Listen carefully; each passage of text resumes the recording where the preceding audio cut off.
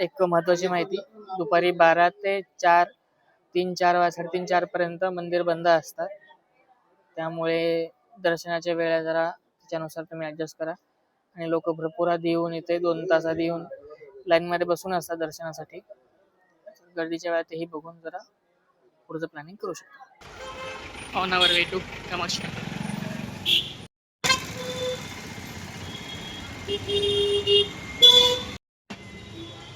जवळजवळ अर्धा 1 किलोमीटर चालल्यानंतर पण शेवटी मंदिराजवळ आलेलो आहे. इथे खूप मोठं गोपूर आहे. नाही जाऊन दर्शन घेऊया. लँग्वेजचा थोडासा इश्यू आहे, पण करतात लोक सपोर्ट.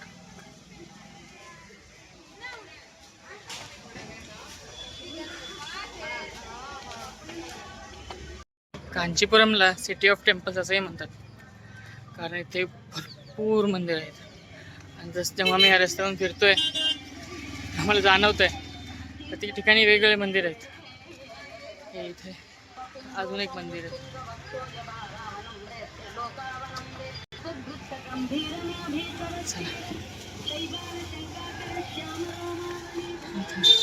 आपण एंट्रन्स जवळ पोहोचलोय. दर्शन घेऊ. बऱ्याच मंदिरामध्ये क्विक दर्शन वगैरे पासेस अवेलेबल असतात. आपल्याला इच्छा असेल तर आपण घेऊ शकतो, नसेल तर आपण नॉर्मल लाईनमध्ये जाऊ शकतो. Both works. मंदिरात लगेज अलाउड नाही आहे. मला बाहेर ठेवण्याला सांगितलं लगेज काउंटरवरती. ते लगेज काउंटरच शोधतोय. ते भेटलं की मंदिर. चप्पल स्टँड आहे इथे. मोबाईल लॉकर्स आहेत. मोबाईल काउंटर आहे. तर पुढे बघावं लागेल, लगेज काउंटर बघावं लागेल.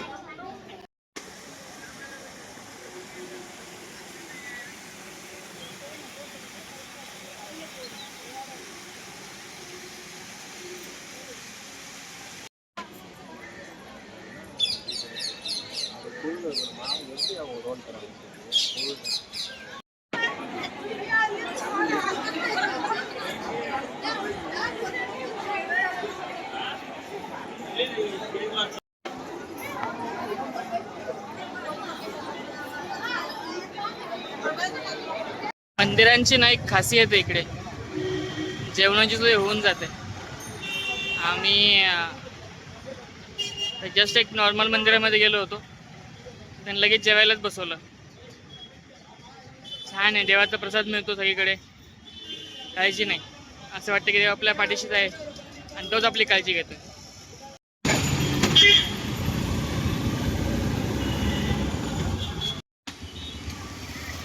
आत्ता आपण आलोत वराह स्वामी मंदिराजवळ.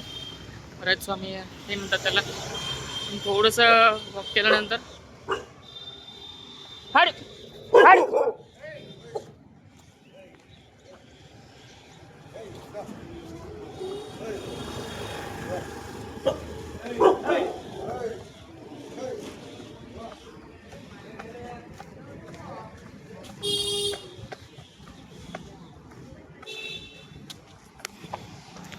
Sorry for the interruption. कुत्रा आलं होतं.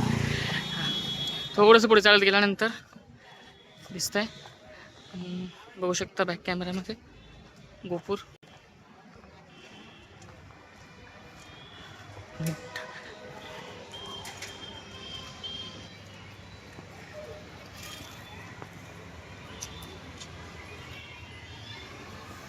आहे की नाही भव्य दिव्य मंदिर.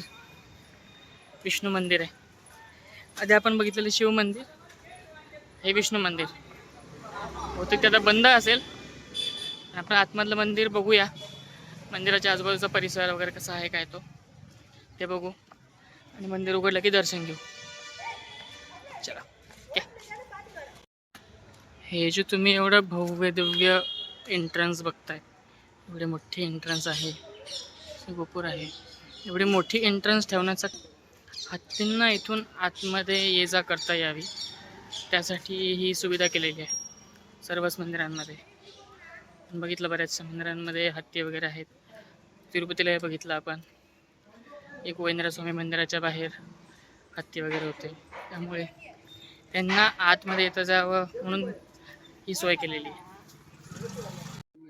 मी जे वरद स्वामी मंदिरामध्ये आलेलो आहे, तर इथे एक 108 खांब मंदिर म्हणून आहे, ज्याला 5 रुपये एंट्री तिकीट आहे आणि 10 रुपये कॅमेरासाठी, व्हिडिओ कॅमेरासाठी तिकीट आहे. जरूर बघा, ते जरूर बघा. मी आता व्हिडिओमध्ये टाकतो मी त्याचा एक व्हिडिओ.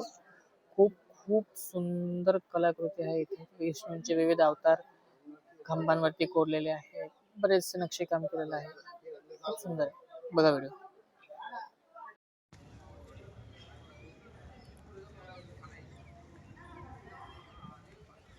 हे दिसतंय, हे पूर्ण साखळ्या, हे दिसतंय, हे साखळ्या ज्या आहेत ना, या एकमेकांमध्ये एक बनवलेल्या आहेत, त्या हलतात आणि त्या सबंधीने बनवलेल्या आहेत.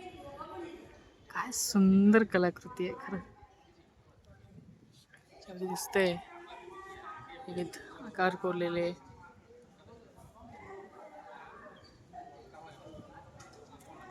मंदिर बघायचे म्हणजे काय नुसते असेच बघायचे, मंदिरांचं स्कल्पचर काय होतं, कसं बांधलेलं आहे, काय बांधलेलं आहे, कलाकृती किती छान होत्या आपल्या पूर्वजांच्या, या सर्व गोष्टी बघण्यासारख्या आहेत.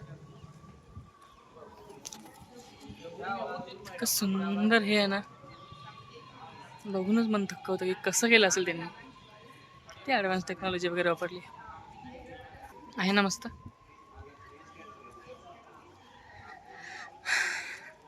सर्व मंदिरांमध्ये ना एक हे आहे, मंदिरामध्ये कुंड आहेत.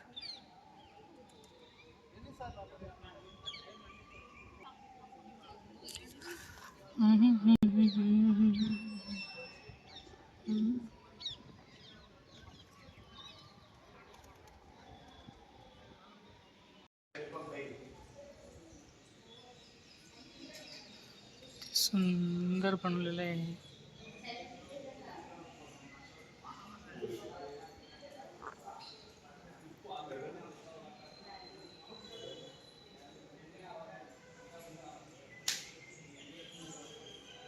श्री विष्णूंची मूर्ती कोरलेल्या आहे दगडावरती. आपण आता आहोत 100 पिलर मंडपमध्ये. इथे एकाला लागून एक असे 100 पिलर्स आहेत. खूप सुंदर कलाकृती आहे इथे, मन बघून थक्क होतं. हे बघा, सिंह, घोडा, घोड्यावर बसलेला माणूस, असे 100 खांब आहेत इथे. प्रत्येक खांबावर थोडी वेगवेगळी कलाकृती त्यांनी कोरलेली आहे.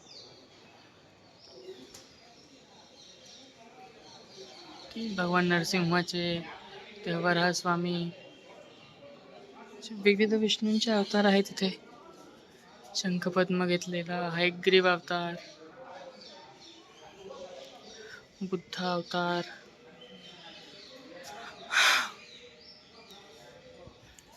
खूप खूप सुंदर आहे.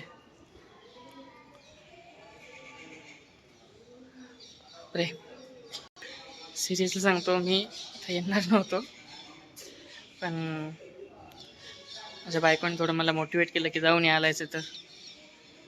अँड वाईफला थँक्यू माझ्या, मला प्रवृत्त केलं. खूप खूप सुंदर आहे. तर 5 रुपये एंट्री तिकीट आहे आणि 10 रुपये मोबाईल कॅमेरासाठी तिकीट आहे. दुसरा कॅमेरा असेल मोठा स्टील कॅमेरा तर 200 रुपये तिकीट आहे. सुंदर आहे खूप.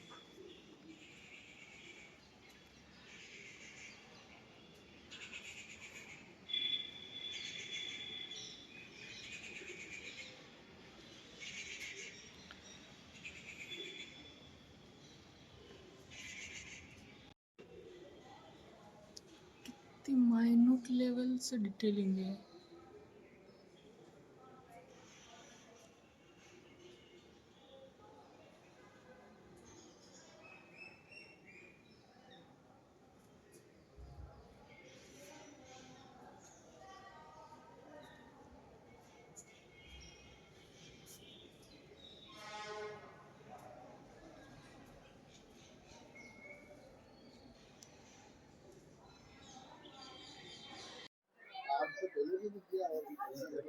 कांचीपुरममध्ये दोन प्रमुख भाग आहेत. एक आहे छोटं कांची, ज्याला विष्णू कांची असेही म्हणतात, आणि दुसरं म्हणजे शिवकांची, मोठं कांची. मोठ्या कांचीमध्ये भरपूर जे मंदिरं आहेत ती प्रामुख्याने शिवभक्तांसाठी किंवा भगवान शंकरांची मंदिरं तिथे आहेत. त्यापैकी प्रमुख उल्लेखनीय म्हणजे एकांबरेश्वर मंदिर, जे आपण थोड्या वेळात थोड्यापूर्वी बघितलं. ते आहे खूप जुनं मंदिर. त्याबरोबरच त्या मंदिरामध्ये असलेलं एक 3500 वर्षांपासून जुनं आंब्याचं झाड, जिथे वेगवेगळ्या सीझनमध्ये वेगवेगळ्या प्रकारचे वेगवेगळे आंबे येतात. सो हे झालं त्याबाबत. तसेच त्या मंदिरापासून जवळच आहे कामाक्षी अम्मान मंदिर, जे शाक्तपीठ म्हणूनही ओळखलं जातं. तिथेही खूप गर्दी होती, आपण आता बघितलं व्हिडिओमध्ये. हे झालं शिवकांचीबद्दल. आता दुसरीकडे येऊ विष्णुकांची. तर विष्णुकांचीमध्ये वरदराज स्वामी मंदिर आहे, जे विष्णूंच्या 108 जे ठिकाणं आहेत भारतातले किंवा जगभरातले प्रमुख दिव्य देश ज्याला म्हणतात, त्यापैकी एक जे आहे ते इथे आहे, वरदराज स्वामी मंदिर म्हणून. आपण आता सध्या तिथेच बसलेलो आहोत. आणि त्याबरोबरच तिथे अजून लक्ष्मी पेरुंदेवी मंदिर पण इथे आहे. त्रिविक्रम अवताराचंही मंदिर आहे. उल्लंगदा पेरुमाळ मंदिर असं म्हटलं जातं तिथे, आणि जगदीश्वर पेरुमाळ मंदिर. असे काही वेगवेगळे मंदिर विष्णुकांची या भागामध्ये आहेत. तर आपण फक्त आज हे बघणार आहोत, वरदराज स्वामी मंदिर बघणार आहोत, आणि बाकीचे मंदिर आपण नंतर बघू वेळ मिळाला तर, कारण आपल्याला पुढच्या प्रवासासाठी पण निघायचं आहे. सो आता मंदिर ते दुपारी बंद असतं. एक महत्वाची माहिती, दुपारी 12 ते 4, 3-4 पर्यंत मंदिर बंद असतात. त्यामुळे दर्शनाच्या वेळा जरा त्याच्यानुसार तुम्ही ऍडजस्ट करा. आणि लोक भरपूर आधी येऊन इथे 2 तास आधी येऊन लाईन मध्ये बसून असतात दर्शनासाठी. गर्दीच्या वेळात तेही बघून जरा पुढचं प्लॅनिंग करू शकता. विष्णुकांची बद्दल अजून एक महत्वाची माहिती म्हणजे हा जो भाग आहे, हा श्रीमंत रामानुजाचार्य जे होते, ज्यांनी आपल्या हिंदू धर्मामध्ये खूप मोठं काम केलं आहे. खास करून वैष्णव संप्रदायामध्ये खूप मोठं काम त्यांनी केलेलं आहे. तर त्यांची ही कर्मभूमी आहे विष्णुकांची. तिथेच त्यांचा एक मठ हे वगैरे होता, त्यांना बघितलं आपण. सो तो हे एक महत्वाचं स्थान आहे.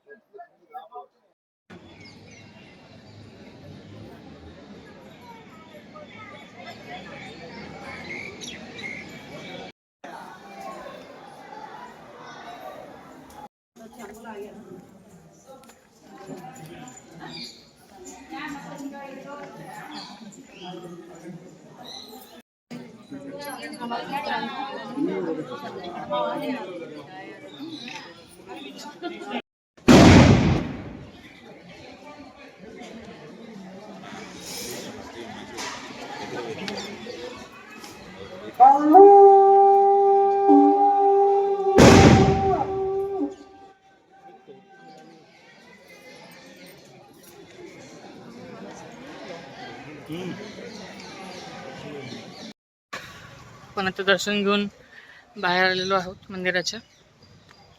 मागे बघू शकता मंदिराचं गोपुर.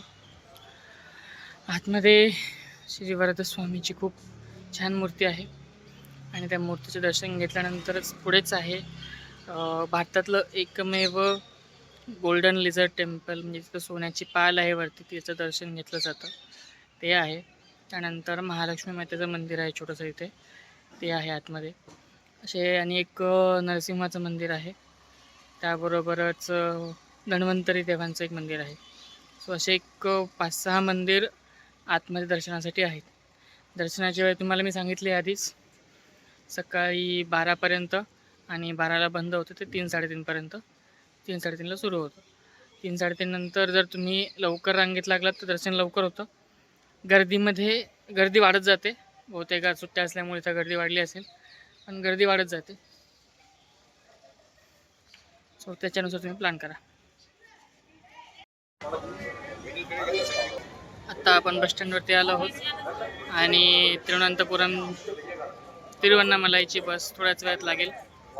422 नंबरची बस आहे आणि त्या बसनी आपण जाऊ शकतो.